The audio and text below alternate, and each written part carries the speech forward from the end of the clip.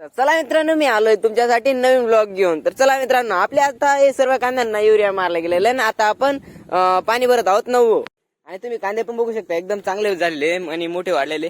याच तुकड्याचे मोठे वाढलेले आणि हे चारी तुकडे, ते खालचे तुकडे थोडं लहान राहून गेलेले. युरिया मारतानाचा व्हिडिओ पण काढला असता मी, पण काय मी कॉलेजला गेलो होतो भावाने युरिया मारून ठेवलेला होता.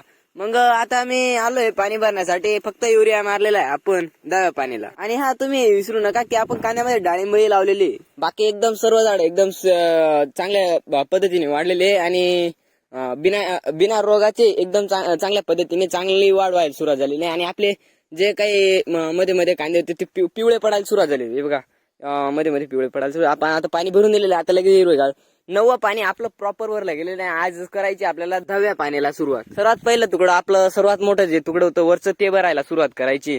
आणि हे असणार आहे आपलं 10वं पाणी. आणि वरचा जो कांदा आहे त्याला सर्वात पहिले पाणी, म्हणजे प्रत्येक वेळी लवकरात लवकर पाणी टाइम टू टाइम मिळाल्यामुळे आपलं जे वरचं कांदा आहे तुम्हाला काय सांगू, एकदम टवटवीत पानं आणि खोडही मजबूत झालेले. तुम्ही बघू शकता, आता दाखवतो तुम्हाला.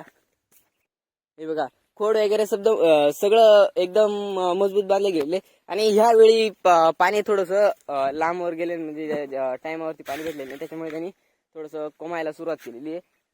बाकी एकदम कांदा निरग आहे. आता पाणी सोडायचे आपली एक ओळ भरली गेलेली आहे, तुम्ही बघू शकता. आता तुम्हाला दाखवतो. ही बघा, ही आपली एक संपूर्ण ओळ भरली गेलेली आहे. बघा, याच्यात आणि याच्यात खूप मोठा डिफरन्स दिसतोय. आणि काय डिफरन्स दिसतोय ते बघण्यासाठी तुम्ही लाईक करा, सबस्क्राईब करायला अजिबात विसरू नका. भेटू आपण पुढील पार्ट मध्ये लवकरच. जय श्रीराम.